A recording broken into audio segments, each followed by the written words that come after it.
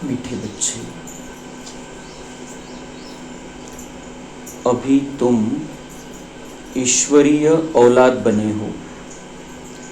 तुम्हारे में कोई आसुरी गुण नहीं होने चाहिए। अपनी उन्नति करनी है, गफलत नहीं करनी है।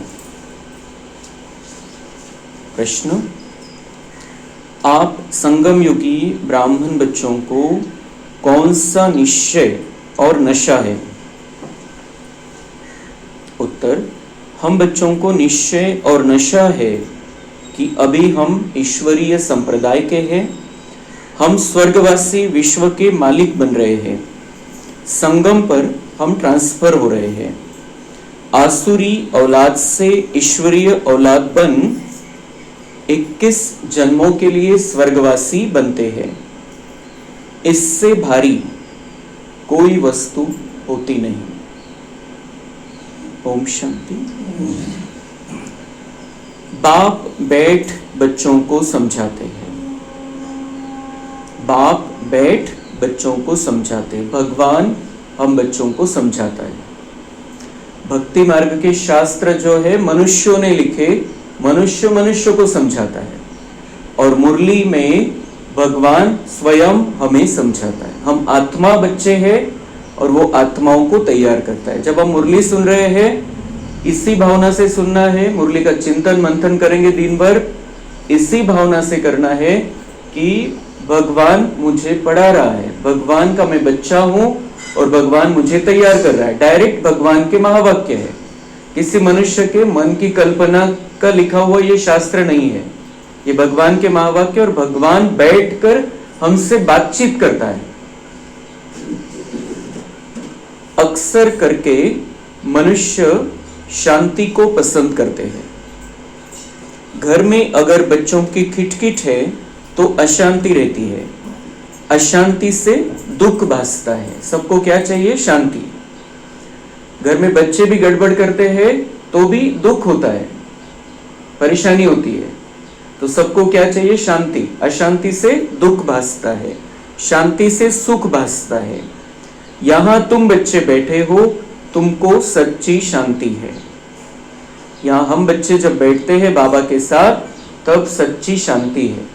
मन बिल्कुल शांत हो जाता है, बाकी सभी विचार बंद हो जाते हैं, तो हमें सच्ची शांति मिल जाती है। किसी सत्संग में जाकर बैठेंगे, वो गुरुजी कुछ प्रवचन करते, कुछ समझाते शास्त्रों की बातें, यहाँ पर वो डायरेक्ट हमसे बात कर रहा है, और उसके वाइब्रेशन में हम ये महावाक्य सुनते हैं। इसलिए मन शांत हो जाता है, बुद्धि शांत हो जाती है, स्थिरता आ जाती है। तुमको कहा गया है बाप को याद करो। क्या समझाते हैं बाबा हमें? उस एक परमपिता को याद करना है। उसकी याद में हम बैठते हैं, वो शांति का सागर है, तो उससे शांति मिलने लगती है। आत्मा में जो आधा कल्प से अशांति है, वह निकलनी है शांति के सागर बाप को याद करने से। एक ही महावाक्य में सारे प्रश्नों का जवाब है। दुनिया में कितनी भी बड़ी पद पर है, कोई बहुत ऊंची पोजीशन है, बहुत पैसा है, बहुत नाम मान शान है, लेकिन हर कोई कहता है दुनिया में मुझे शांति चाहिए। साधु सन्यासी भी क्यों तपस्या करते हैं? उनको शांति चाहिए। लेकिन बाबा कह रहे हैं ये कैसे होगा? शांति कैसे मिलेगी? आत्मा में जो आधा कल्प से अशांति है, आधा कल्प से अशांति है। आज कोई साधु सन्यासी बहुत प्रयत्न करता है शांत रहने की, तो वो शांत रहता है, लेकिन वो जो 63 जन्मों के या उसके जितने भी जन्म है, उसके जो संस्कार है वो ऊपर ऊपर आ जाते रहते हैं, इसलिए वो बीच बीच में अशांत हो जाते हैं। ऐसे वो जब सत्संग कराते हैं तो भले ही शांति में रहेंगे, हम तो वो भी नहीं देख पा रहे, अभी सत्संग कराते तब भी गुस्से में आ जाते हैं। क्यों? क्योंकि अभी भले ही पुरुषार्थ कर रहे हैं, शांत रहना है, लेकिन जो वो उनके पिछले जन्मों के जो संस्कार है वो ऊपर आ जाते हैं। तो आधा कल्प से अशांति। हम बाबा के बच्चों में तो आधा कल्प फिक्स है। बाबा के बच्चों के 64 जन्म फिक्स है, 84 ज्यादा से ज्यादा, लेकिन 64 जन्म फिक्स है। तो 64 जन्मों से हमारे अंदर जो वो संस्कार थे, वो जो अंत समय आया था, द्वापर का अंत समय, उस समय हम शांति से अशांति की तरफ जाने लगे थे। 63 जन्म अशांति के संस्कार है, तो उसको कौन खत्म कर सकता है? हमारे भी अशांति को, और दुनिया वालों में जो अशांति, उसको क्या खत्म कर सकता है? वह निकलेगी शांति के सागर बाप को याद करने से। जो अशांति अंदर बैठी हुई है वो निकलेगी शांति के सागर बाप को याद करने से। एक ही उपाय है, और इसलिए इतने सारे उपाय कर रहे हैं दुनिया में। कितना कुछ चल रहा है, कितने साधु सन्यासी हो गए, कितना भक्ति मार्ग कितना बढ़ गया, कितने मंदिर, कितने तीर्थ स्थान बन गए, कितनी वहां पर सुविधाएं हो गई। उसके बाद अभी जो देशों के संगठन मिलते हैं, साथ में आते हैं, कभी 7 देश मिलते हैं, कभी 20 देश मिलते हैं, कभी पूरे 180 देशों की मीटिंग होती है। चिंतन क्या चलता है? शांति लानी चाहिए। कब से चल रहा है? कितने साल हो गए उसको। लेकिन बाबा कह रहे ऐसे शांति आती नहीं है। शांति का सागर जो है, उससे कनेक्शन जोड़ेंगे, आत्मा में शांति आ जाएगी, और हर एक में शांति आ जाएगी, दुनिया में शांति हो जाएगी।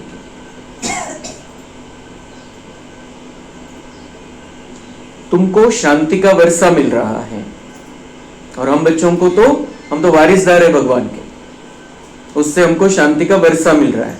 तो वो वर्षा तो हमें साथ में भी जाएगा, हमारे साथ में, लेकिन यहाँ पर भी शांति दे रहा है बाबा हमें। हम उसके वारिसदार बच्चे हैं, हम उससे कनेक्शन जोड़ते हैं आत्मा समझकर, और उसकी शांति हमारे अंदर आने लगती है। कोई हमारे लिए दूर की बात नहीं है, कोई हठ योग नहीं करना है, कोई एक टांग पर खड़ा नहीं रहना है, कहीं गुफा में जाकर नहीं बैठना है, आत्मा समझकर उसको याद करना है, हमारे अंदर शांति आ जाएगी।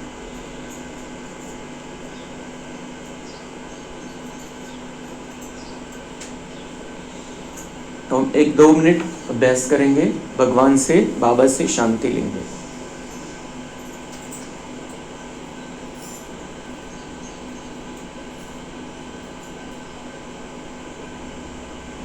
ओम शांति। मैं आत्मा मस्तक के बीच में, अपने आप को देखना है, बुद्धि से देखना है, दोनों आंखों के बीच में मैं आत्मा चमकता सितारा, मैं शांत स्वरूप आत्मा हूं।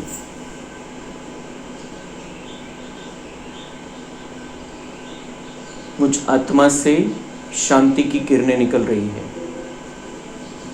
जैसे सूर्य से किरणें निकलती है, वैसे मैं आत्मा मस्तक के मध्य में बैठी हूं, और मुझसे शांति की किरणें निकल रही है।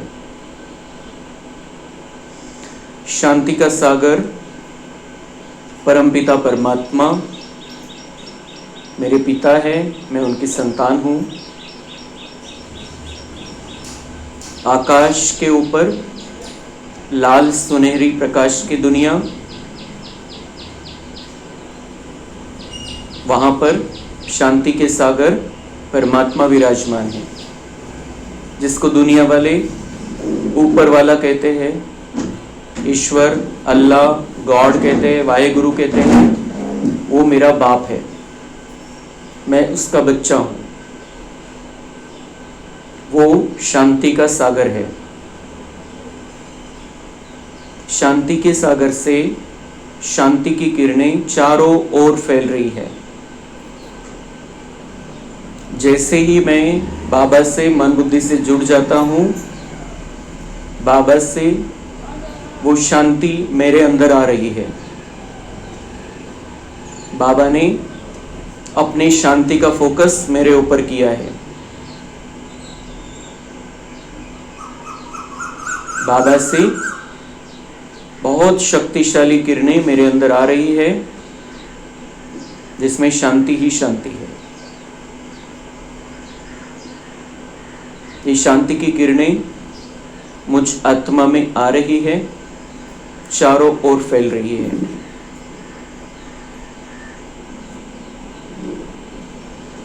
शांति की किरणों से मेरा मन शांत हो गया है, बुद्धि स्थिर हो गई है। मैं आत्मा शांत स्वरूप बन गई हूं।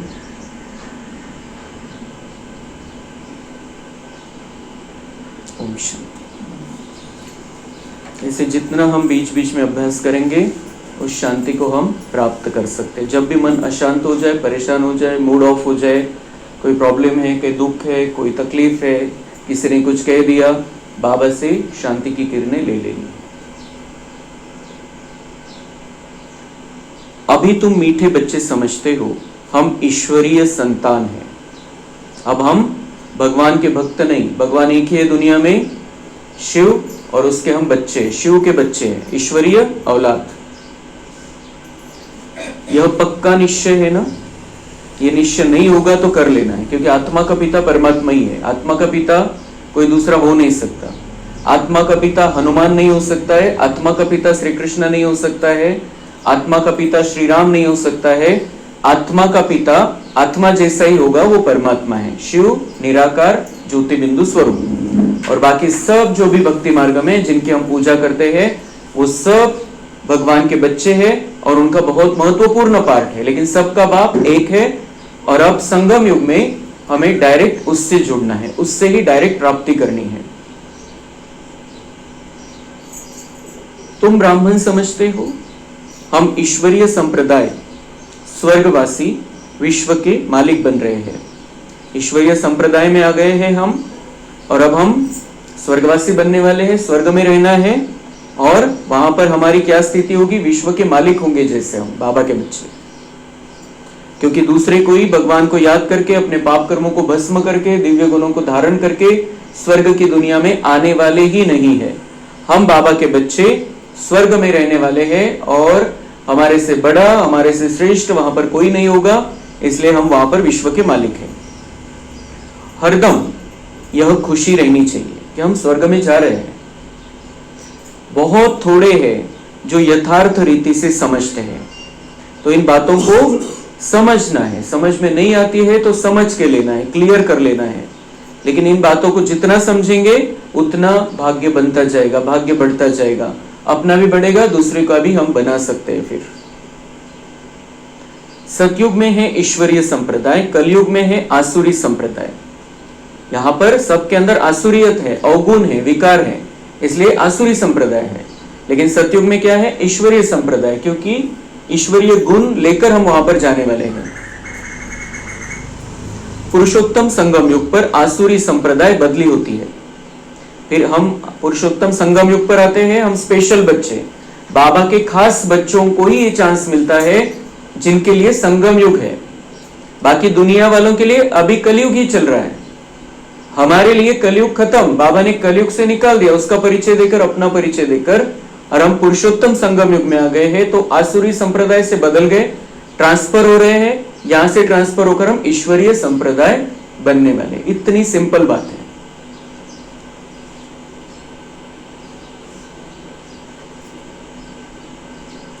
अभी हम शिव बाबा की औलाद बने हैं, बीच में भूल गए थे। बीच में मतलब पूरा 5000 वर्ष भूल गए थे हम।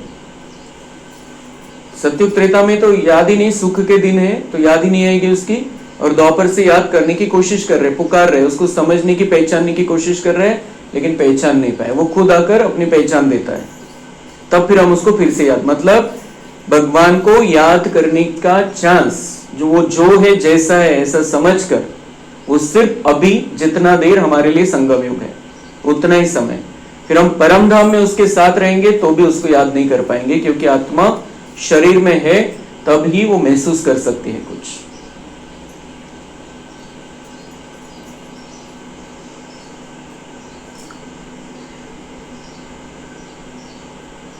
अभी फिर से इस समय जाना है कि हम शिव बाबा की संतान हैं। वहां सतयुग में कोई अपने को ईश्वरीय औलाद नहीं कहलाते, वहां है दैवी औलाद।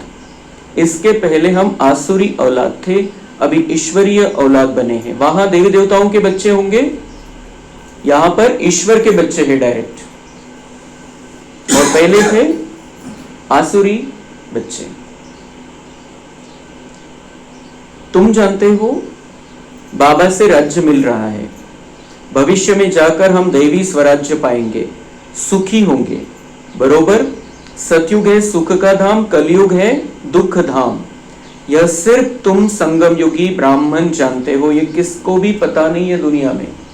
इतने बड़े बड़े बैठे हैं, इतने बड़े बड़े सत्ताधीश बैठे हैं, देशों के मुखिया बैठे हैं, जिनको ऐसा लगता है मेरे पास बहुत ताकत है और मैं कुछ भी कर सकता हूं। जैसे हमारे सामने अमेरिका के राष्ट्राध्यक्ष जो उसका उदाहरण है, वो अभी उनको ऐसा नशा हो गया है, ऐसा अहंकार हो गया है कि मैं कुछ भी कर सकता हूं, मेरे पास इतनी ताकत है, मेरे पास इतने हथियार है, मेरे पास इतने एटम बम है, मेरे पास इतनी मिसाइल है।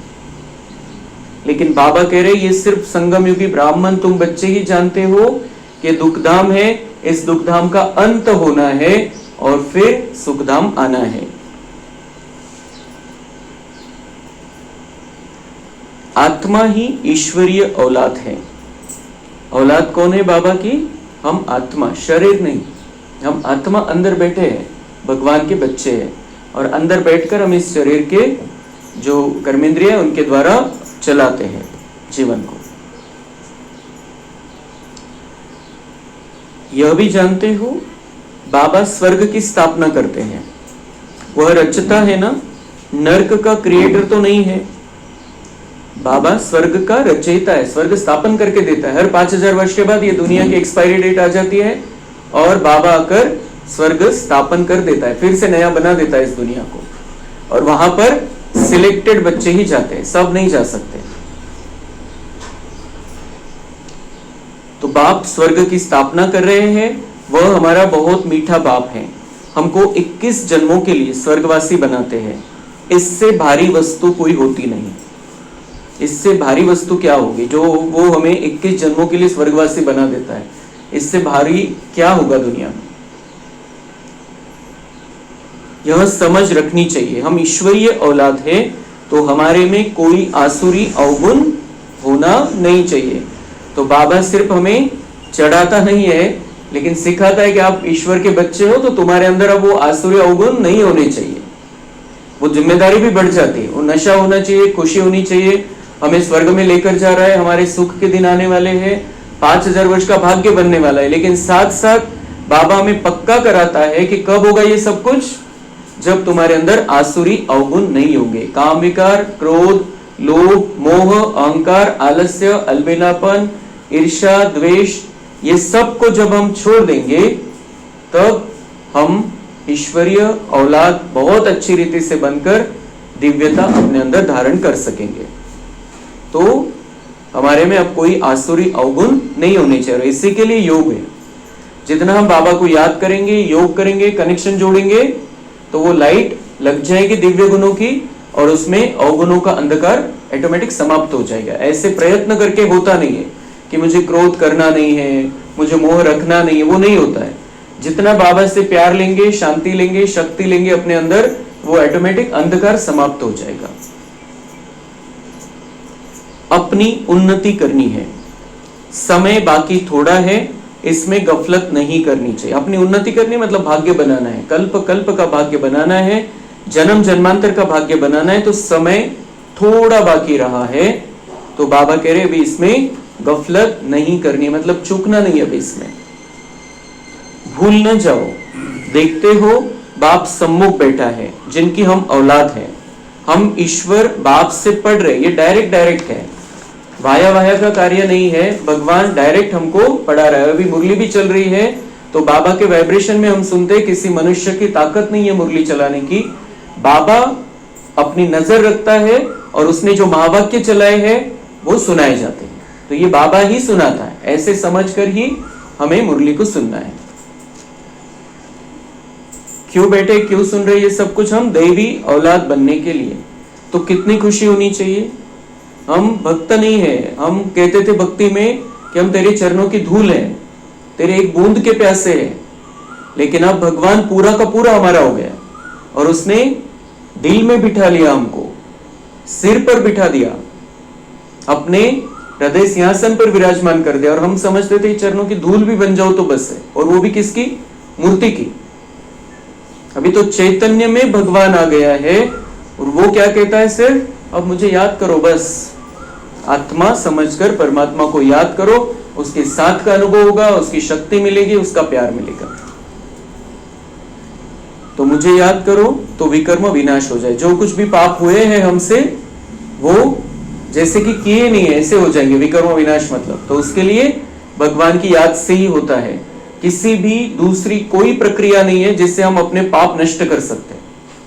जितना भगवान से कनेक्शन जोड़ेंगे, जैसा हमने अभी योग अभ्यास किया, वैसा जितना हम कनेक्शन जोड़ेंगे बाबा से, उतना वो करंट आती जाएगी बाबा से, और जो पिछला किया हुआ अंदर रिकॉर्डिंग है वो जलकर खाक हो जाएगा। बाकी दूसरी भक्ति में कोई भी विधि दिखाई है, उससे कोई पाप कर्म भस्म नहीं होते। पाप कर्मों से बच सकता है आगे के लिए, लेकिन पिछला जो बोझा साथ में लाया है वो किसी भी भक्ति की प्रक्रिया से उतरता नहीं है। भगवान सीधा और डायरेक्ट कहता है, आत्मा समझकर मुझ परमात्मा को याद करने से ही विकर्म विनाश होंगे। तो कितना भी हम जप तप कर ले, कितनी भी पूजा कर ले, कितनी भी तीर्थ यात्राएं कर ले, पाप नष्ट नहीं होते। पापों से बच सकता है आगे के लिए, लेकिन पिछले पाप नष्ट करने का एक ही तरीका है, डायरेक्ट परमात्मा से जुड़ना, और नहीं तो फिर सजाए खाना, कर्मभोग, उसके द्वारा पाप चुक्त होते हैं। तो बाप आए ही है सबको ले जाने, जितना जितना याद करेंगे उतना विकर्म विनाश होंगे। बच्चा कहेगा यह हमारा बाप है। अब यह तो है बेहद का बाप, जिससे स्वर्ग का वर्षा मिलता है, तो उनकी याद छप जानी चाहिए। छोटा बच्चा भी होता है, अपने पिता को पहचान लेता है, तो उसको बताना नहीं पड़ता बार बार, तुम मुझे याद करो, तुम मुझे याद करो। छोटे बच्चे को भी वो पहचान लेता है एक बार में ही। तो ऐसे ही बाबा कहते हैं, मैं तो तुम्हारा बेहद का बाप हूँ, जन्म जन्मांतर का बाप हूँ, सदा का बाप हूँ, और मैं तुम्हें स्वर्ग का वर्षा देने आया हूँ। तो फिर मेरी याद तो दिल में छप जानी चाहिए, पक्की हो जानी चाहिए बिल्कुल। बार बार बाबा को कहना नहीं पड़ना चाहिए, मुझे याद करो, मुझे याद करो। उसका कोई स्वार्थ नहीं है कि हम उसको याद करें, इसमें उसका कोई स्वार्थ नहीं। वो क्यों कहता है, उसको याद करेंगे मतलब कनेक्शन जोड़ेंगे तो उससे करंट आएगी गुप्त, और हमारे पिछले पाप कर्म भस्म हो जाएंगे, उससे शांति मिलेगी, शक्ति मिलेगी, दिव्य गुण आएंगे और हमारा भाग्य बनेगा। इतनी सी सिंपल सी प्रक्रिया राजयोग के अंदर है। सब कुछ कर लिया हमने भक्ति में, 63 जन्मों से भक्ति करते हैं। जो बाबा के बच्चे जो मुरली सुनते हैं, फिक्स है उनका कि उनका भक्ति में बहुत बड़ा पार्ट रहा है। हमने ही भक्ति सिखाई है लोगों को, जो पूजा पाठ करना सिखाया हमने ही सिखाया है, बाबा के बच्चों ने द्वापर युग में। तो हमने जो करना था, जो सिखाना था, जो बताना था, सब हो गया। अब उसका फल भगवान मिला, भगवान के महावाक्य मिल रहे हैं, और अब उस आधार से उससे जुड़ जाना, डायरेक्ट उसका बच्चा बन जाना, ये बाबा हमें सिखाता है। तो इसलिए बाबा कह रहे हैं, अभी तो ये सब कुछ पता चला है, तो बिल्कुल पक्का हो जाना चाहिए, अंदर याद छप जानी चाहिए। बाप से हम भविष्य 21 जन्मों का फिर से वर्षा ले रहे। फिर से मतलब 5000 वर्ष पहले भी लिया था, अभी फिर से ले रहे। 21 जन्मों का मतलब 8 जन्म सतयुग के, 12 जन्म त्रेता युग के, और 1 जन्म अभी का संगम युग का। ये पूरा वर्षा हमें हर कल्प में बाबा आकर देता है। लास्ट में 5000 वर्ष के अंत में आता है, हम फिर से उसके बन जाते हैं। ये बहुत बार रिपीट, हम ऐसा कुछ नहीं कि हम नया कुछ कर रहे हैं, हर 5000 वर्ष के बाद हम बाबा के बनते हैं। ये सारा रिपीट होता है, और हर 5000 वर्ष के बाद हम बाबा से भाग्य प्राप्त कर लेते हैं। तो बाबा कह रहे तुम फिर से शब्द समझना है। 5000 वर्ष पहले भी लिया था, उसके 5000 वर्ष पहले भी लिया था, तो हमारे लिए ये नया कुछ नहीं है। हम इसी भगवान के इसी प्रक्रिया का भाग है, जहां पर भगवान आकर मनुष्य को देवता बनाता है। तो ये देवता बनने का ज्ञान हम हर 5000 वर्ष के बाद लेते हैं। वही समय आ गया है अभी हम देवता बनने का ज्ञान ले रहे हैं, साथ साथ वर्षा फिर से लेना है। तो बुद्धि में वर्षा याद है। यह भी जानते हो, मरना तो सबको है, एक भी रहने का नहीं है, कोई भी अमर नहीं है, सबको जाना है। सब चले गए, राम गए, कृष्ण गए, सब चले गए, कोई यहाँ नहीं। तो अगर अमरत्व का वरदान रहता, अमर रहता कोई, तो यहां तक दिखते थे, हमें कोई भी नहीं दिखता है, और होना भी नहीं चाहिए, होना भी नहीं चाहिए। कैपेसिटी रहती है, एक लिमिट रहती है, और उन्हीं लोगों के साथ कैसे रह पाएगा कोई हजारों वर्ष, लाखों वर्षों तक। इसलिए बहुत अच्छा सिस्टम है। सतयुग में 150 वर्ष के पहले कोई जाता नहीं है, 150 वर्ष पूरे करके आत्मा जाती है।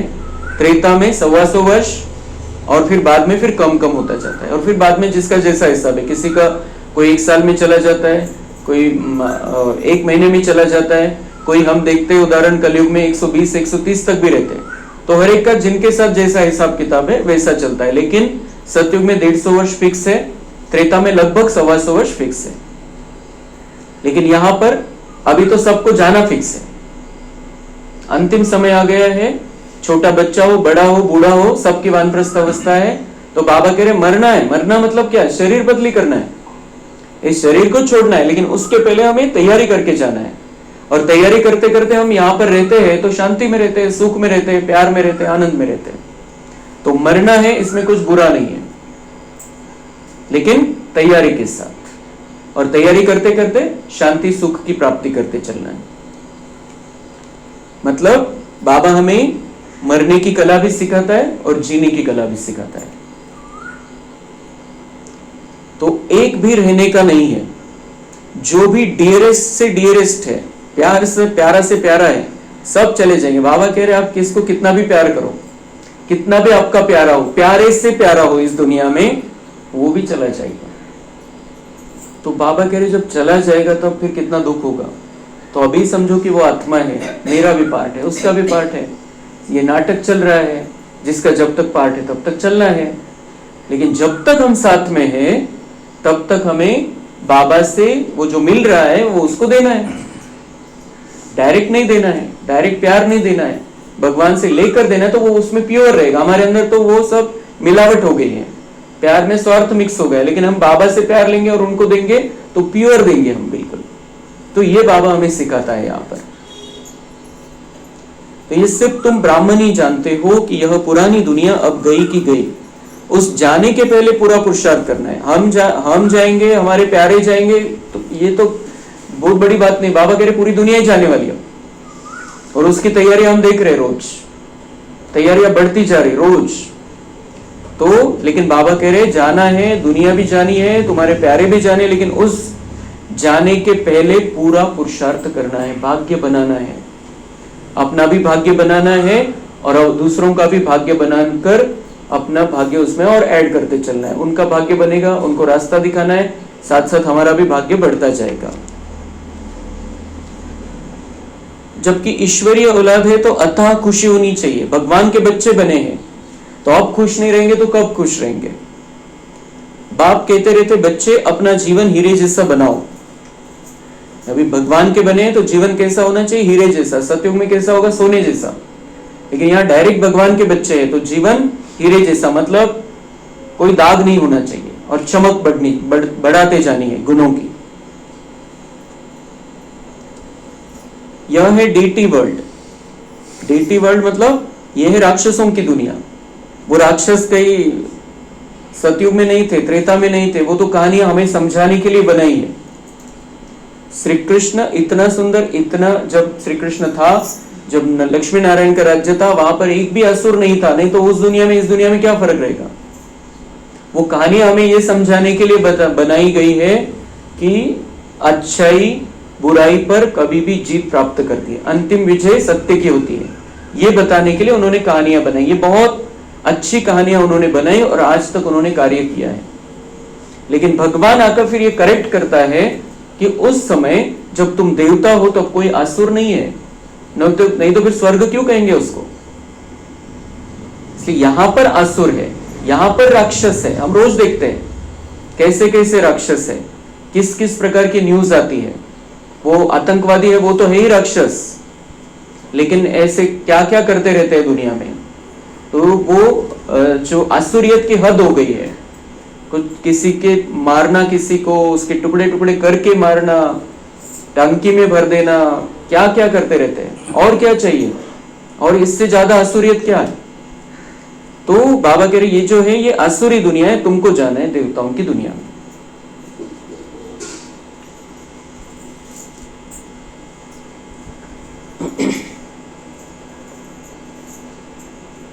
सतयुग में कितना अथाह सुख रहता है।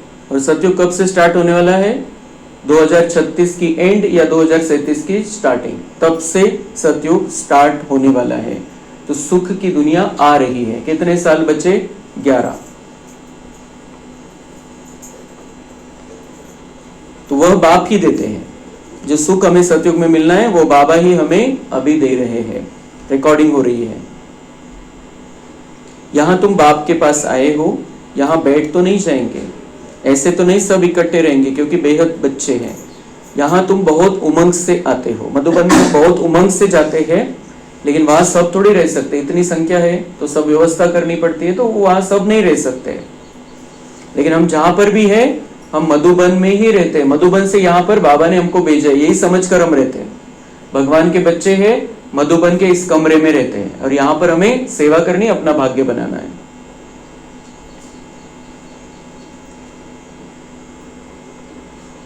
अब तुम्हारी बुद्धि में सारे वर्ल्ड की हिस्ट्री ज्योग्राफी है। जानते हो हेवनली गॉडफादर हमको हेवन के लायक बना रहे हैं, कल्प कल्प बाद बनाते हैं। एक भी मनुष्य नहीं जिसको यह पता हो कि हम एक्टर हैं,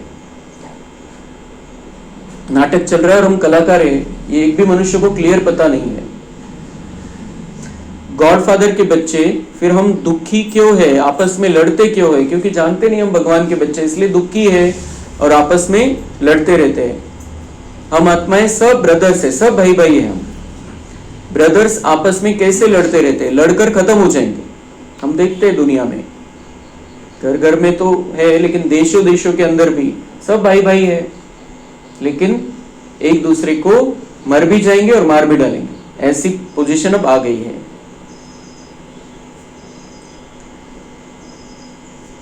यहां हम बाप से वर्षा ले रहे, वो जो विनाश वाले विनाश करेंगे, लेकिन हम जो बाबा के बच्चे, हम विनाश वाले नहीं है। हम अपने अंदर देवत्व की स्थापना कर रहे हैं और भगवान से वर्षा लेने वाले। वारसा जो हम बाबा के वारिसदार बच्चे हैं, बाबा से हम स्वर्ग का वर्षा लेने वाले, इसलिए यहां पर बैठे हैं।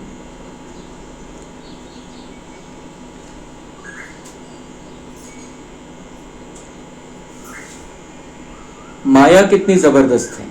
फिर हम बाबा के बनते हैं तो बाबा सावधान करते हैं। माया मतलब हमारे अंदर के विकार, कमी, कमजोरी और व्यर्थ, इसको हमने बहुत बड़ा, बहुत शक्तिशाली बना दिया। इसलिए हम कितना बाबा के ज्ञान को अंदर लेते, धारण करते हैं, लेकिन वो बीच में रुकावट डाल देती है। इसलिए सावधान रहना है। माया कितनी जबरदस्त है।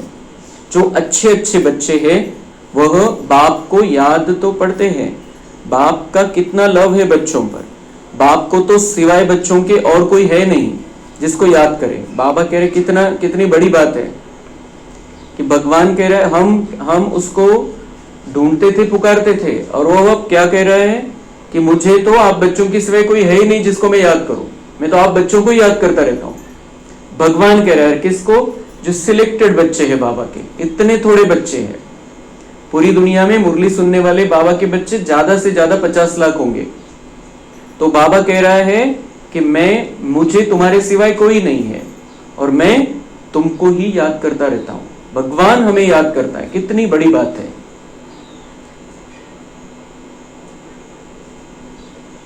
तो बाप को तो सिवाय बच्चों के और कोई है नहीं जिसको याद करे। तुम्हारे लिए तो बहुत है, बाबा कह रहे तुम्हारे लिए बहुत है। तो दूसरों को, जितना हम दूसरों में से बुद्धि निकालेंगे उतना एक बाबा में बुद्धि को स्थिर कर सकेंगे। बाबा हमको याद करता है और हम दूसरे को याद कर रहे हैं, ऐसा नहीं होना चाहिए। तुम अनेक बच्चों के अनेक धंधे हैं, अनेक बच्चे अनेक काम धंधे। हमारे कामकाज अलग अलग है सबके। हमारा तो एक ही धंधा है। बाबा कहते मेरा तो एक ही धंधा है, तुम्हारे तो बहुत धंधे हैं, मेरा तो एक ही धंधा है।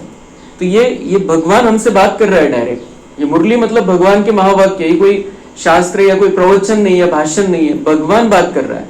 तो उसको महसूस करना है भगवान क्या कह रहा है मुझसे। वो मुझसे कह रहा है तुम्हारे लिए बहुत है, लेकिन मुझे तो तुम ही याद आते हो। कितनी बड़ी बात है। और मेरा तो एक ही धंधा है, हम आए ही है बच्चों को स्वर्ग का वारिस बनाने। क्या धंधा है मेरा?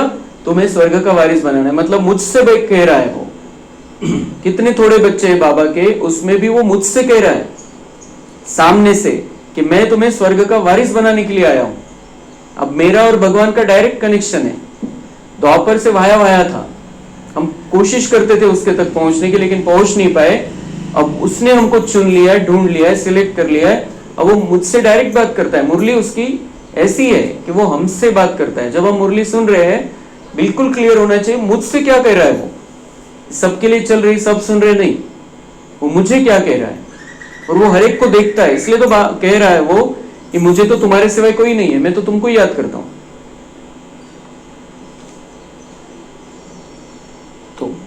हम आए ही हैं बच्चों को स्वर्ग का वारिस बनाने। बेहद के बाप की प्रॉपर्टी सिर्फ तुम बच्चे हो।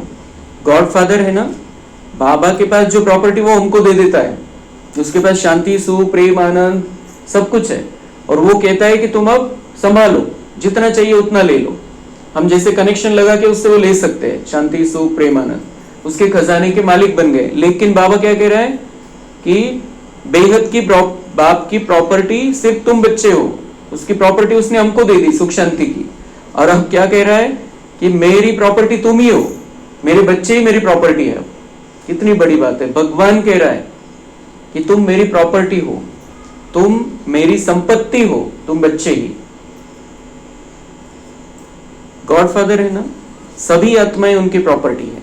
माया ने छीछी बना दिया। फिर बाबा को याद आ जाता है मेरे बच्चे हैं, लेकिन क्या हुआ, माया ने, विकारों ने छीछी बना दिया, गंदा बना दिया, गंदगी आ गई अंदर। तो उसको साफ करने के लिए वो आया है और योग सिखाता है। अब गुल गुल बनाते हैं। अब कैसा बनाता है बाबा हमें, गुल गुल, और फिर से स्वच्छ कर देता है, मीठा बना देता है। बाप कहते हैं मेरे तो तुम ही हो।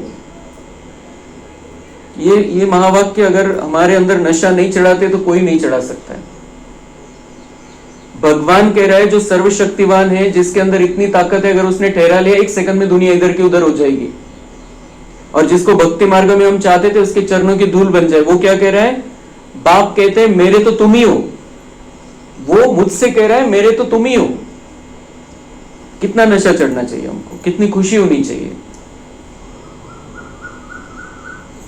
और इसलिए इन बातों को सुनकर बाबा से बहुत अच्छा संबंध बढ़ाना है हमें, बहुत प्यार करना है उससे, क्योंकि उसका कोई स्वार्थ नहीं है इसमें। तुम्हारे ऊपर हमारा मोह भी है। बाबा कह रहे मेरा मोह भी है तुम्हारे ऊपर। ये शुद्ध मोह की बात कर रहा है बाबा कि मोह है मेरा तुम्हारे ऊपर, तुम बच्चों के ऊपर जो मेरे खास बच्चे हैं। चिट्ठी नहीं लिखते हो तो ओना हो जाता है, मैसेज नहीं करते बाबा को संदेश नहीं देते, बाबा से बात नहीं करते तो बाबा को अच्छा नहीं लगता है। अच्छे अच्छे बच्चों की चिट्ठी नहीं आती है, अच्छे अच्छे बच्चों की चिट्ठी नहीं आती। पहले तो ब्रह्मा बाबा जब थे तब उस समय यहाँ से चिट्ठी जाती थी, बाद में भी था वो सिस्टम, लेकिन अभी भी वहां पर हम पत्र लिखकर डाल सकते हैं। यहाँ पर भी जब हम बाबा के सामने बैठे तब हम बाबा को चिट्ठी लिख सकते हैं, वो अपने लिए सिर्फ। जब हम लिखते हैं उस तक भावना पहुंच जाती है, हमें क्या कहना है उस तक पहुंच जाता है, फिर हम चिट्ठी को फाड़कर भी फेंक सकते हैं। लेकिन लिखना है, बाबा से बातें करनी। जिनको नहीं लिखते आता है उन्होंने बाबा से बातें करनी है, लेकिन महसूस करना है जब हम लिखने बैठते तो और अलग अलग बातें सूझती है बाबा से क्या क्या बोलना है। तो जिनको लिखना आता है उन्होंने जरूर बाबा को चिट्ठी लिखनी चाहिए। वो जब हम यहाँ लिखते हैं वहां पहुंच जाते हैं ऊपर, उसको भावनाएं हमारी पहुंच जाती है। तो भगवान को पत्र लिखना है। ये भगवान का प्रेम पत्र हम रोज सुनते हैं, उसको भी हमारे तरफ से भी तो कुछ जाना चाहिए। तो बाबा कह रहे अगर 25 चिट्ठी नहीं लिखते तो फिर मुझे वो ऐसे लगता है कि ये कहाँ गुम हो गया।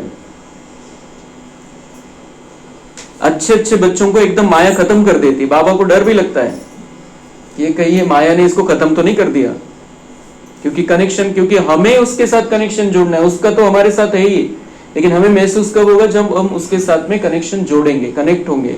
जब हमारे जैसे वो डिश होती है, डिश की अगर दिशा थोड़ी भी गलत हो तो चैनल आता नहीं है, वो चैनल तो है हवा में। ऐसे ही हमारा कनेक्शन होगा तो हमें महसूस होगा बाबा तक भी हमारी बात पहुंचेगी। तो जरूर देह अभिमान है। बाप कहते रहते हैं अपनी खुश खैरावत लिखो, आप कैसे हो, क्या चल रहा है, कैसे पुरुषार्थ कर रहे हो। बाबा चाहते हैं कि हम बाबा से बात करें, लिखे। बाबा बच्चों से, क्योंकि वो चैतन्य में है, ऐसा नहीं कि वो मूर्ति में जाकर बैठा है कहीं पर। किसी मूर्ति में भगवान नहीं है, वो चैतन्य में ऊपर वाला है, ऊपर रहता है। लेकिन हमारे अंदर इतनी ताकत है कि हम यहां पर भी बुला सकते हैं उसको 1 सेकंड के अंदर। प्यार से बुलाएंगे तो आ जाता है, सिर्फ आंखों से दिखाई नहीं देगा, महसूस होगा, सहयोग देके चला जाएगा, शक्ति देके चला जाएगा। इसलिए वो है, अभी हमें पता चल गया है, उसके साथ में हम रह सकते हैं, तो पूरा फायदा उठाना है। तो बाबा बच्चों से पूछते हैं, बच्चे तुमको माया हैरान तो नहीं करती है? बाबा बच्चों से पूछते हैं, तुमको माया हैरान तो नहीं करती है? बाबा को पता है ये तकलीफ देने वाला कौन है मेरे बच्चों को, माया। और कौन सी माया है? जिसके उसके अंदर है अलग अलग प्रकार की। तो बाबा कह रहे हैरान करती भी हो तो क्या करो, बहादुर बन, माया पर जीत पहन रहे हो ना, बहादुर बन जाओ, शक्तिशाली बन जाओ, मेरे से शक्ति ले लो और अपने अंदर की कमी कमजोरी विकार व्यर्थ को मिटाते चलो।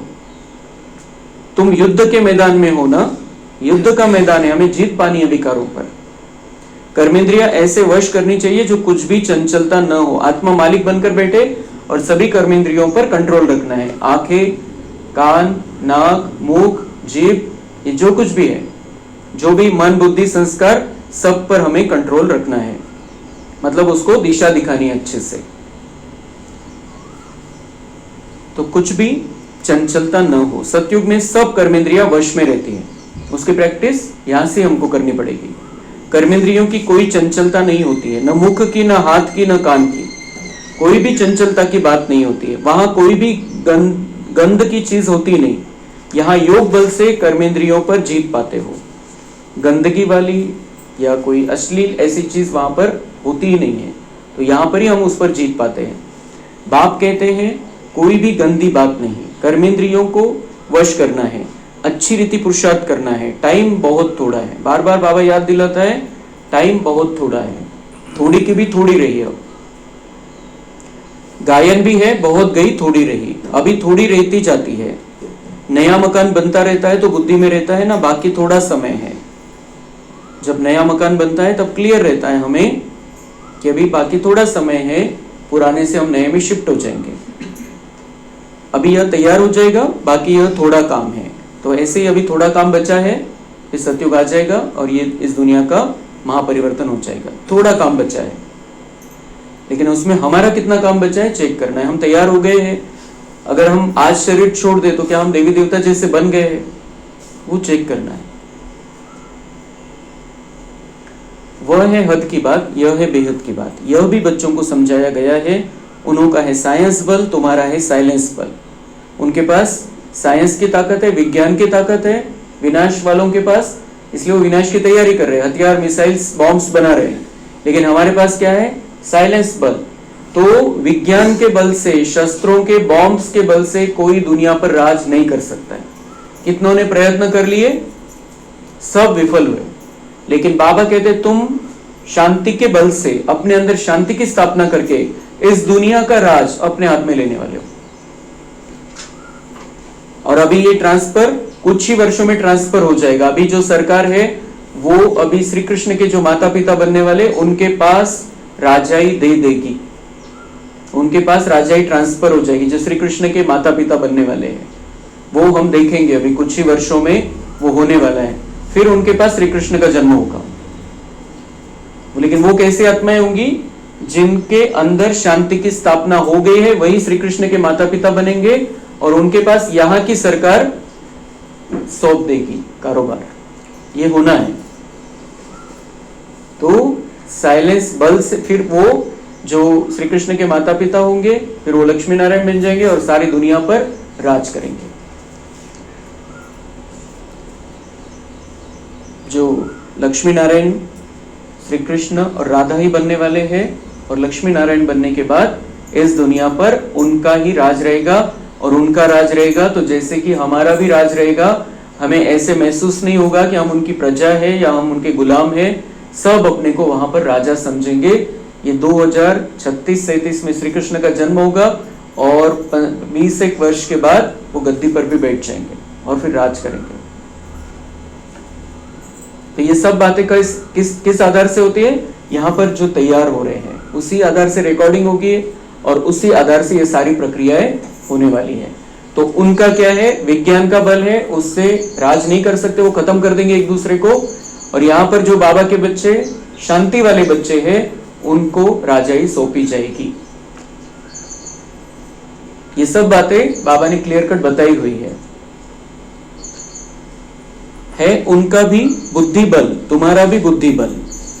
साइंस की कितनी इन्वेंशन निकालते रहते हैं, तो बहुत सारे वो शोध करते रहते हैं बुद्धि के आधार से। उनकी भी बुद्धि है, तुम्हारी भी बुद्धि है। बाबा कहते हैं उन्होंने बहुत अच्छे अच्छे साधन बनाए, उसकी, लेकिन वो जो साधन है कुछ अच्छे के लिए भी यूज करते हैं और गलत के लिए भी यूज करते हैं, गलत के लिए ज्यादा यूज हो रहा है, इसलिए वो साधन निकाले उन्होंने, उनकी बहुत बड़ी कमाल है बुद्धि की, कितनी सुविधाएं हो गई, पहले जो कुछ नहीं था।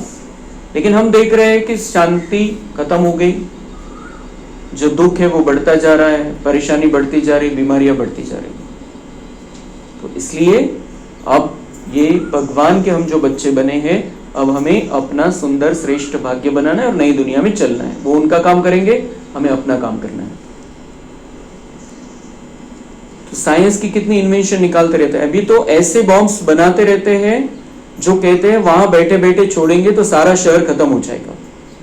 ये पहले बाबा ने कह दिया था जब ये सारी तैयारियां नहीं थी इस तरीके की, और अब आगे चल के ये होगा। बाबा ने कहा था कि सैन्य का काम ही नहीं रहेगा, सैनिकों का।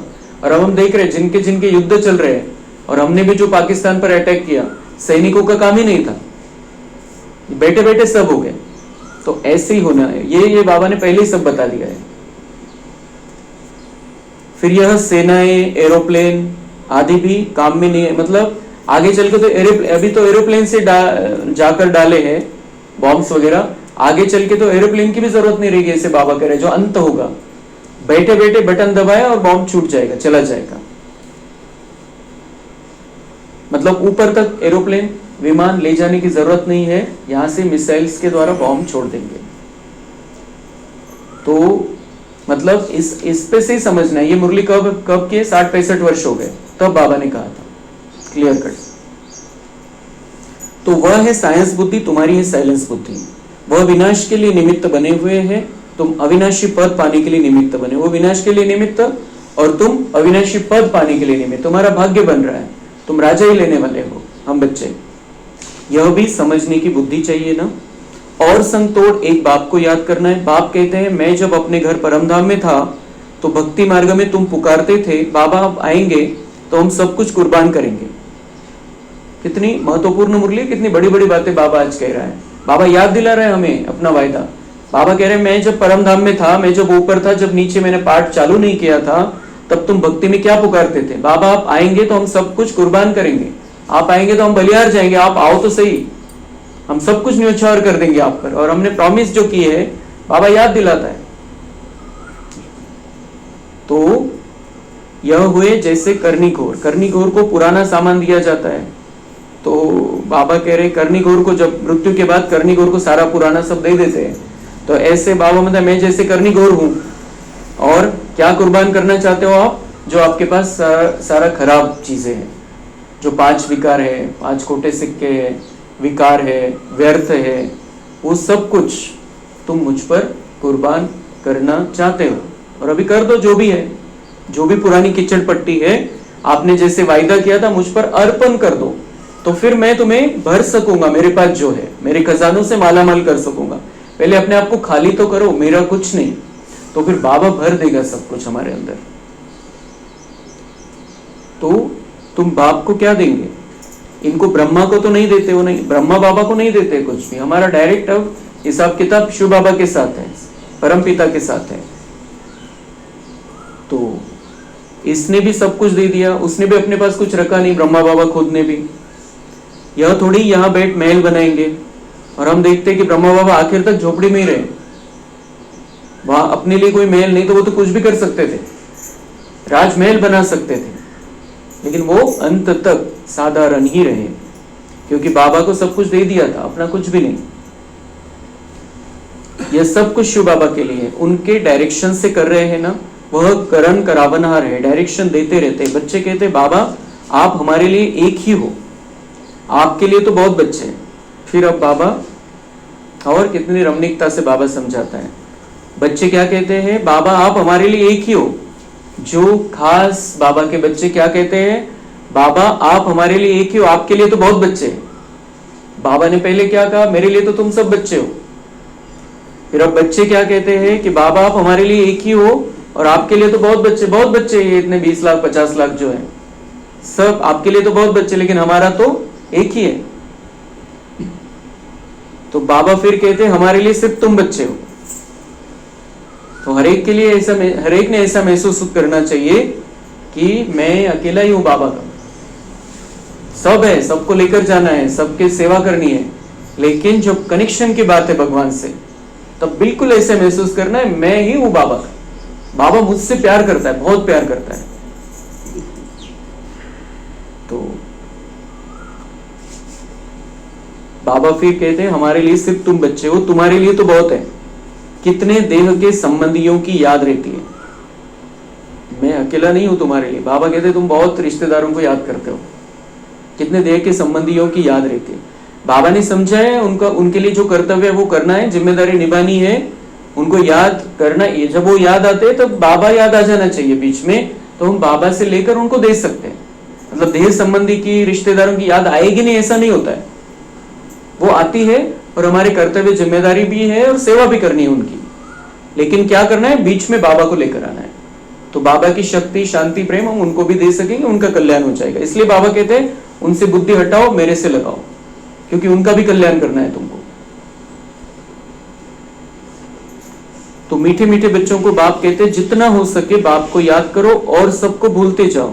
स्वर्ग की राजाई का मक्खन तुमको मिलता है। जरा ख्याल तो करो कैसे यह खेल की रचना है, कैसे खेल की रचना है, कैसा खेल है यह अब हम अभी समझ रहे हैं। हम भक्ति में यह खेल कुछ समझ में नहीं आता था। बाबा कह रहे ये सारा खेल तुमको पता चल गया है, अब ये सब आपस में लड़ेंगे और मक्खन तुमको मिलने वाला है, स्वर्ग की बादशाही तुमको मिलने वाली है। और वो आपस में इतना सारी तैयारी कर रहे हैं, लेकिन कोई राजा नहीं कर पाएगा, सब खत्म हो जाएंगे और सब द्वापर के बाद नीचे आएंगे, लेकिन तुम सतयुग में आने वाले मेरे बच्चे हो। तो बाबा मतलब इस खेल को समझो, तुम सिर्फ बाप को याद करते हो और स्वदर्शन चक्रधारी बनने से चक्रवर्ती राजा बनते हो। अभी तुम बच्चे प्रैक्टिकल में अनुभवी हो, अभी हम ये किसी का सुना सुनाया नहीं सुन रहे, अभी हमारा बाबा से डायरेक्ट कनेक्शन है, इसलिए प्रैक्टिकल अनुभव है। मनुष्य तो समझते हैं भक्ति परंपरा से चली आई है, विकार भी परंपरा से चले आए हैं। मनुष्य क्या समझते हैं, अब हम जब निर्विकारी होने की बात कहते हैं तो वो कहते हैं कि भक्ति जैसे परंपरा से चली आई वैसे विकार भी परंपरा से, विकार भी पहले भी थे, विकार भी परंपरा से चले आए। इन लक्ष्मी नारायण राधे कृष्ण को भी तो बच्चे थे ना, वो क्या कहते हैं विकार भी पहले से ही है, इनको भी तो बच्चे थे लक्ष्मी नारायण राधे कृष्ण उनके हिसाब से। तो अरे हाँ बच्चे क्यों नहीं थे, परंतु उन्हों को कहा जाता है संपूर्ण निर्विकारी। बच्चे तो थे लेकिन योग बल से जन्म होता था, विकारों से जन्म नहीं होता था, तो संपूर्ण निर्विकारी करके उनकी महिमा करते हैं। तो विकार से जन्म कैसे देंगे, योग बल से जन्म होता है वहां पर। तो यहां है संपूर्ण विकारी, यहां कैसे है सब विकारी है। और क्या करते हैं यहाँ पर, एक दो को गालियां देते रहते हैं जो दुनिया वाले हैं कलयुग में। मतलब एक दूसरे को नाम रखना, गालियां देना, गलत करना, कहना, किसी को किसी के बारे में निंदा करना, चुगली करना, अपमान करना, ये सारी बातें यहाँ पर होती है। लेकिन सतयुग में ये कुछ भी नहीं होने वाला है, बहुत सुंदर दुनिया में हम जा रहे हैं। अब तुम बच्चों को बाप श्री श्री की श्रीमत मिलती है, तुमको श्रेष्ठ बनाते हैं। अगर बाप का कहना नहीं मानेंगे तो फिर थोड़ी बनेंगे। बाबा कह रहे मैं तुम्हें श्रेष्ठ बनाने आया हूं, लेकिन मेरा कहना मानोगे तो, जो मैं कह रहा हूं करो तो भाग्य बन जाएगा, तुम्हारे अंदर परिवर्तन हो जाएगा और तुम श्रेष्ठ बन जाओगे। लेकिन मेरा कहना नहीं मानोगे तो कैसे बनोगे फिर। अब मानो न मानो, बाबा कह रहे भी तुम्हारी मर्जी है, मानो न मानो, मैं तो रास्ता बता रहा हूं, मैं तो गाइड कर रहा हूं, मार्गदर्शन दे रहा हूं, ताकत भी देने को बैठा हूं। मानो न मानो तुम्हारी मर्जी, जबरदस्ती कुछ भी नहीं, किसी को भी नहीं। सपूत बच्चे तो फौरन मानेंगे। फिर आगे क्या कहता है, जो मेरे सपूत बच्चे वो तो मानेंगे। पूरी मदद नहीं देते तो अपने को घाटा डालते हैं। भगवान चाहता है कि आप अच्छे बन जाओ, यही मदद है इस दुनिया को बदलने के लिए। तो कोई अगर मदद नहीं देता है तो क्या होगा, बाबा दूसरे से करा लेता है, अपने को ही घाटा डालते हैं, नुकसान हमारा हो जाएगा अगर हम बाबा के रास्ते पर नहीं चल रहे तो बाप कहते हैं मैं कल्प कल्प आता हूं, कितना पुरुषार्थ कराता हूं, कितना खुशी में ले आते हैं। बाप से पूरा वर्षा लेने में ही माया गफलत कराती है, परंतु तुम्हें उस फंदे में नहीं फंसना है। माया फंसाने की कोशिश करेगी, विकार व्यर्थ, कलयुग वाले फंसाने की कोशिश करेंगे। बाबा कह रहे तुम्हें फंसना नहीं, अगर अपना कल्याण करना चाहते हो तो। माया से ही लड़ाई होती है, बहुत बड़े बड़े तूफान आएंगे, उसमें भी वारिसों पर जास्ती माया वार करेगी। बाबा सावधान करते हैं, बड़े बड़े तूफान आएंगे, जो मेरे वारिस क्वालिटी बच्चे हैं, बहुत अच्छा भाग्य बनाने वाले बच्चे, उन पर भी माया वार करेगी। मतलब ऐसे नहीं समझना है कि मैं तो बाबा का बहुत अच्छा बच्चा हूँ, बाबा पर निश्चय पक्का है, इसलिए अब मेरे सामने कुछ परीक्षा आएगी नहीं। बाबा कहते हैं आप जितना इस ज्ञान मार्ग में ऊंचा उठते जाओगे, अलग अलग तरीके से माया आएगी। पहलवान के साथ पहलवान होकर लड़ेगी, रुस्तुम से रुस्तुम होकर माया लड़ेगी। इसलिए कोई कितना भी आगे चला जाए ज्ञान में, उसने पूरी सावधानी रखनी है, माया को परखना है और तुरंत ही उसको विदाई दे देनी है, विजय प्राप्त करनी है। क्योंकि बाबा उदाहरण देते हैं, जैसे वैद्य दवाई देते हैं तो बीमारी सारी बाहर निकल आती है। आयुर्वेदिक दवाई अगर हम लेते हैं तो क्या होता है, जो पहले ऐसा नहीं, तुरंत दूसरे दिन से फर्क पड़ना चालू हो जाएगा। आयुर्वेदिक दवाई से पहले अंदर जो कीचड़ा है वो सारा बाहर निकलता है, बीमारी बढ़ती है, बढ़ गई ऐसा लगता है, और इसीलिए आयुर्वेदिक दवाई को कोई फॉलो नहीं करता है, फिर बंद कर देता है बीच में, क्योंकि उनको लगता है बीमारी बढ़ गई, लेकिन वो मूल से जानी होती है, इसलिए वो बीमारी बाहर निकलती, बढ़ जाती है। तो ऐसे ही बाबा कहते हैं कि वो जैसे बाहर निकलती है दवा, यहाँ भी मेरे बनेंगे तो फिर सबकी याद आने लग पड़ेगी, क्योंकि सभी फाइलें अंदर है, अंदर सबकी लाइब्रेरी है, सबका किताब अंदर है। इसलिए जब हम बाबा को याद करेंगे तो वो किचड़ा निकलना है बाहर। तो इसलिए हमको ऐसा लगता है कि पहले तो इतनी याद आती नहीं थी किसकी, अब इतनी कितनी याद आने लग गई, क्योंकि वो सबकी फाइलें अंदर है, 63 जन्मों की फाइलें अंदर है, अलग अलग संबंधियों की।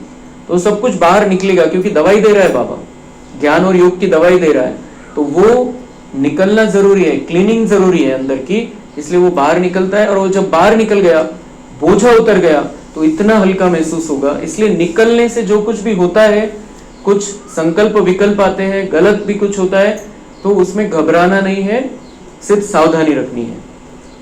लेकिन बाबा ने कह दिया कि आएंगे, तो ऐसा इसलिए किसी किसी को लगता है कि ज्ञान का कुछ फर्क नहीं है, ये तो और भी बढ़ गए मेरे अंदर की बीमारी, किसी किसी को। लेकिन बाबा कह रहे हैं ये आयुर्वेदिक ट्रीटमेंट है, तुम्हारा सारा मूल से खत्म करना है, और इसलिए जो किचड़ा है वो बाहर निकलना जरूरी है। तो निकल रहा है तो उस समय साक्षी हो जाओ, निकलने दो उसको, मेरे अंदर से वो लेते रहो, सुख शांति प्रेम आनंद की किरणें, तो तुम्हें उसका कुछ तकलीफ भी नहीं होगी और तुम उसके चक्कर में भी नहीं आओगे। तो तूफान आएंगे, इसमें लाइन क्लियर चाहिए। उपाय क्या है? Line clear. तूफान आएंगे, बाहर निकलेगी बातें, अंदर जो बैठा है, जमकर बैठा है अंदर, 63 जन्मों की रिकॉर्डिंग, इसमें क्या चाहिए? लाइन क्लियर होगी तो कुछ भी उसकी तकलीफ नहीं होगी, प्रभाव नहीं पड़ेगा। हम पहले पवित्र थे, फिर आधा कल्प अपवित्र बने, अब फिर वापस जाना है।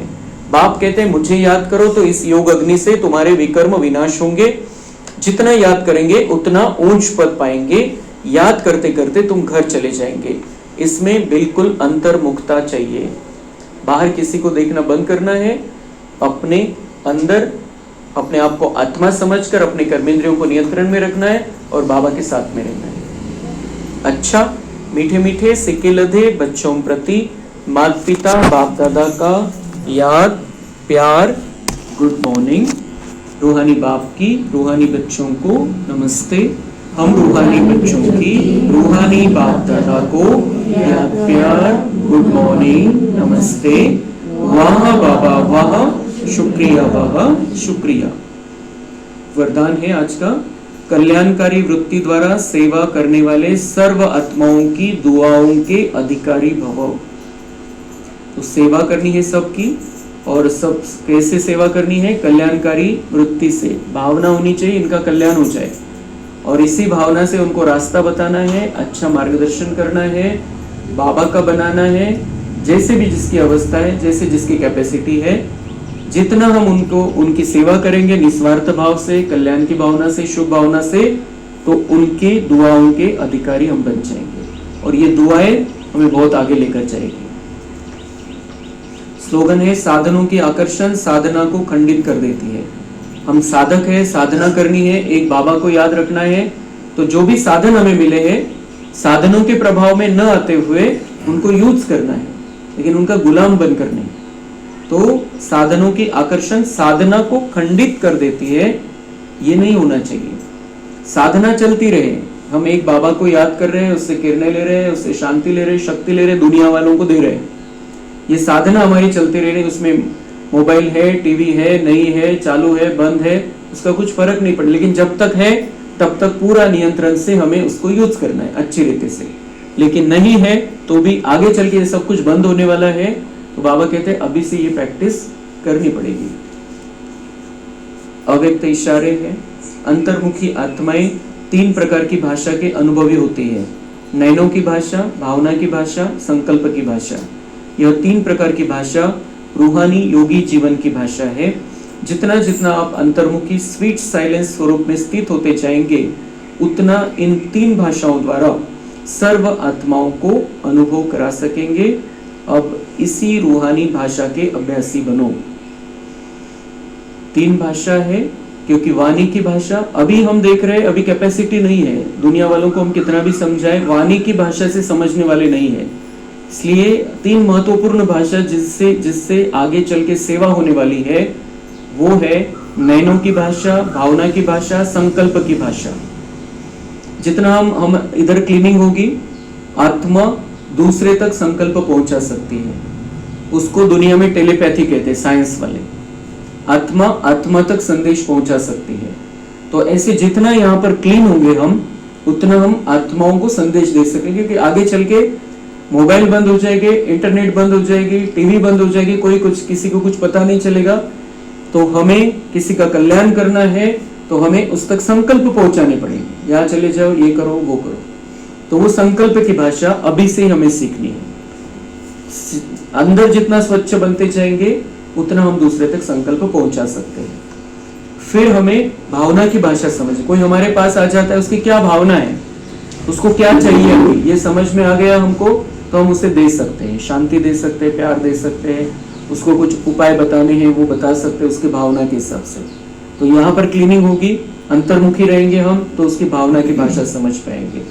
और फिर नयनों के द्वारा उसे सकाश देनी है और मुक्ति, जीवन मुक्ति का वरदान देना है। आगे चल के ये सारी सेवाएं करनी है, लेकिन अभी से उसकी प्रैक्टिस जरूरी है।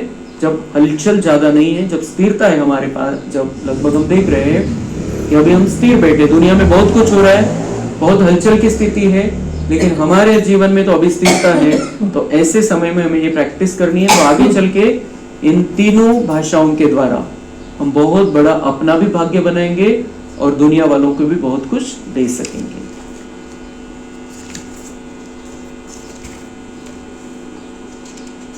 आज का गुण है मम्मा का, चित्त की सफाई के गुण से हर संकल्प सिद्ध होने की शक्ति। चित्त की सफाई, अंदर क्लीनिंग, पूरी स्वच्छता। तो उससे क्या होगा, जितना हम क्लीन करेंगे हर संकल्प सिद्ध होने की शक्ति आ जाएगी। जो संकल्प करेंगे सिद्ध हो जाएगा, क्योंकि हम कल्याण के लिए संकल्प करते हैं, किसी के अच्छे के लिए संकल्प करते हैं, तो उसमें हमारी आत्मिक शक्ति भी काम करती है और ईश्वरीय शक्ति भी काम करती है, इसलिए संकल्प सिद्ध हो जाएंगे। मम्मा का चित्त बिल्कुल साफ था, वे अंदर बाहर समान रही, जो सोचा वही बोला और वही किया। चित्त में केवल एक बाबा को ही बसाया। कोई भी व्यक्ति या वस्तु ने मम्मा को अपनी ओर आकर्षित नहीं किया। मतलब हम रहे संसार में, संसार हम में ना रहे, यहाँ पर नहीं रहना है। संसार में रहना है, यहाँ पर किसी को नहीं बिठाना है, लेकिन उन सब की हमें सेवा करनी है, दुआओं का पात्र बनना है। तो उसके लिए एक व्रता, एक बाबा की याद, तो उसके कारण उनके संकल्प भी बहुत शुद्ध और शक्तिशाली बनते गए।